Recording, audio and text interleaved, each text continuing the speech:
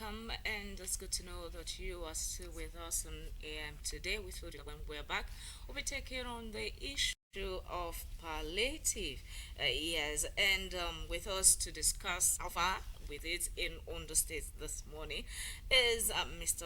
Bamidele Ologun, the Commissioner for Youth and Sports Development in Ondo State.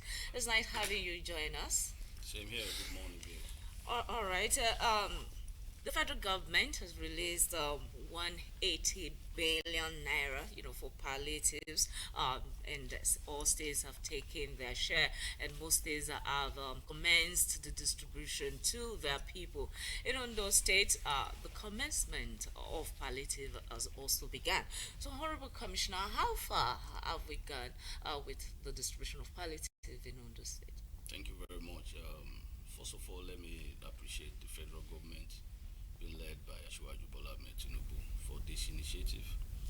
Don't forget the issue of palliative come as a result of subsidy removal. And I must also appreciate my boss, the governor of Ondo State, Arakunle Olurarotimi Odunayakeredolu, for the support. Because what we got from the federal government, what we were expecting from the federal government was about 81,000 bags of rice. But I'm not sure we've gotten up to 10%. But the governor has said we should go ahead and procure more locally. And when I say locally, I mean people that produce right within our state.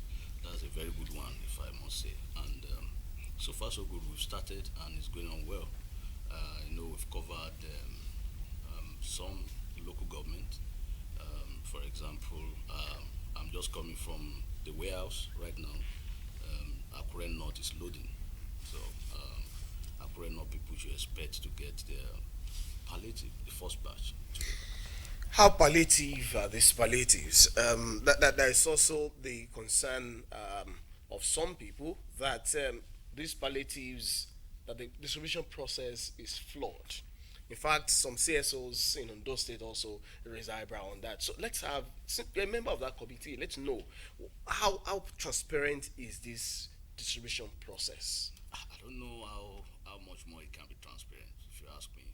Yes, you're right. I'm a member of the steering committee in the state, headed by the Honorable Commissioner for Finance. I can assure you that we have done everything open. One bag is to how many people? One bag to 5 households. Not even people. Not before. Five households. 5 households.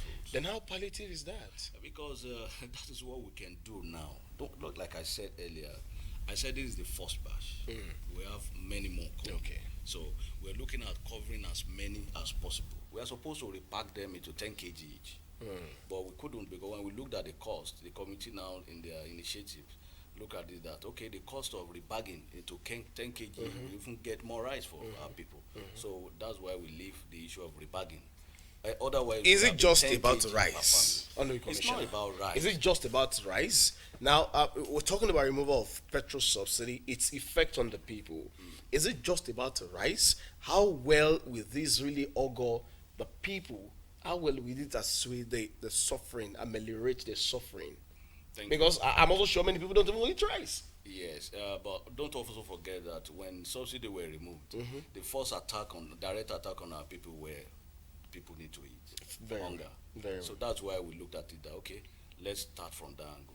This is the initiative of federal government, like I said, backed by the state. So it's not just rice. Some other food items are coming like beans, like gari, cassava flour, plantain flour. All those things are coming. They are being rebagged as we speak. I said They are being rebagged. Yeah, repacked. Okay, Like repacked. Okay. Yes. Yes. In Ondo State, how inclusive is this distribution process? Because I am very sure that you cannot, as a person from Akure North, you cannot even go to all of the places there. I am sure that there is also committee at the local government level, but how encompassing is this in such a way that leaders of opinion, traditional rulers, and religious leaders, how well are all of them carried along to be able to ensure transparency in this distribution so that the question of transparency has been raised by many CSOs will not even occur in the first place? Yes, let me say this again. At the state committee level, we also have the committee level at each local government.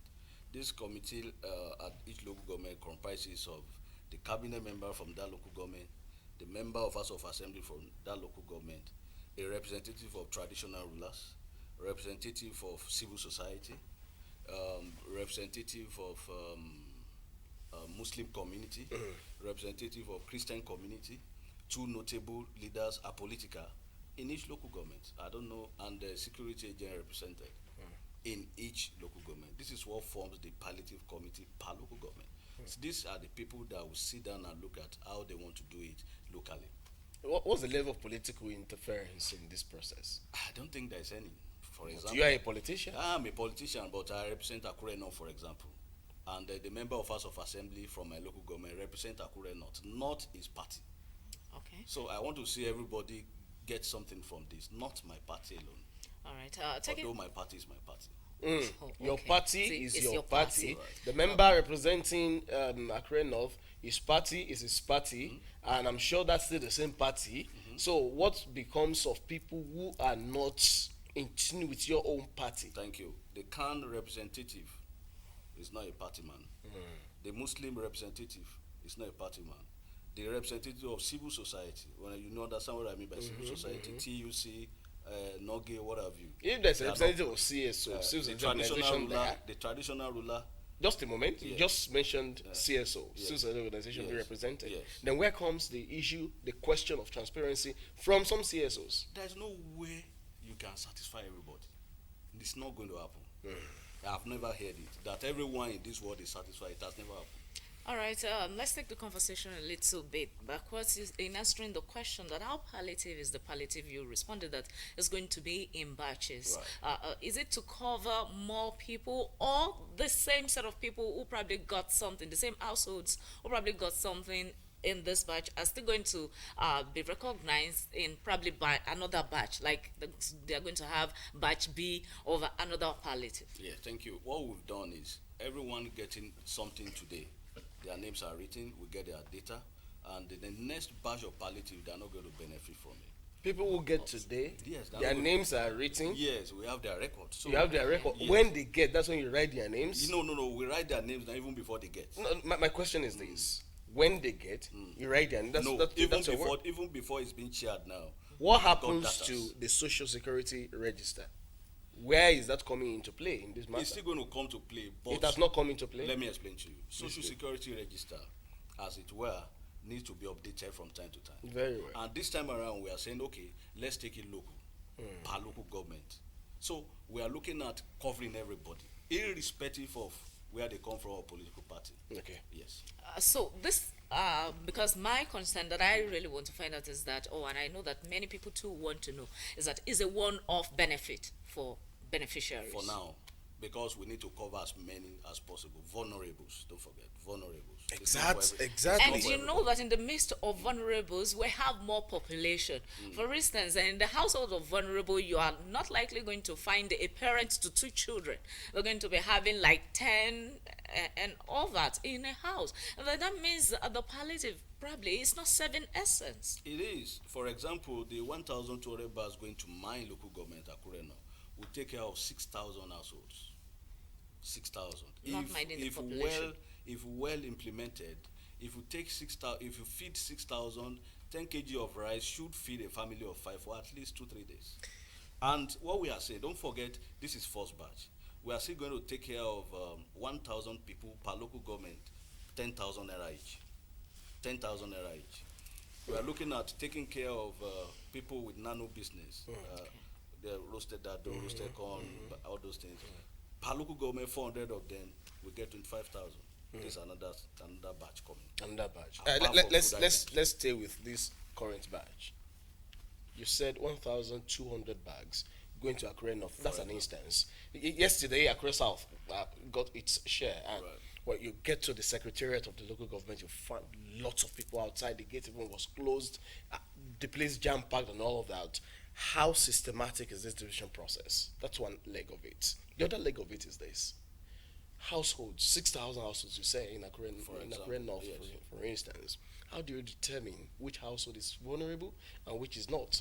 Now, I do understand that in many configuration, civil servants will get 10,000 naira, pensioners 5,000 naira in certain claims. I don't know if that's also in your own working format. But how do you then know that this person taking bag of rice is not a civil servant taking 10,000 naira? All right, that's why we involve these people I mentioned earlier: the civil society, the Muslim community, the Christian community, the traditional rulers, the cabinet member, and the House of Reps, House of Assembly member, and the local government. They are in that committee. They are to ensure that everyone is involved, not just a section. So I don't think there is any problem. And talking about being systematic, in Akure South, for example, I know they didn't take the 2,000 bags is going to Akure South, for example. They didn't take it at once. Okay. What they did was to take it in batches so that they can actually do what they need to do. How well are you taking records so that you're not duplicating beneficiaries? It will be difficult to duplicate records. For example, I will use my local government again as a case study. We've met like 4 times even before we decide to go on with sharing today. And in each of our meeting, we look at the list side by side to make sure there is no duplication. Christian community will make sure that everyone on their list are Christian. Muslim will do the same. Civil society will do the same, and so on. All right, Commissioner, thank you very much for providing insights to how far the issue of palliative has gone in Ondo State. As a viewer, we've been speaking with Honorable Bamidele Ologun, the Commissioner for Youth and Sports Development in Ondo State, and the issue before that being palliatives, Ondo State interventions and monitoring. So you know how far it has gone in the state. Well, thank you very much once again for coming. Sunday, this is where we'll be trying to. Of course, I'm sure some other time very soon we'll still bring Honorable Ologun Luluwa to still talk about things concerning this matter and many other things having to do with development of Ondo. So everyone, it's a wrap from this end. Thank you for being part of it. I am Sunday Kolawole. Let's do this again Monday morning, God willing. All right, my name is Folashade Ogidon, and hope to see you next week.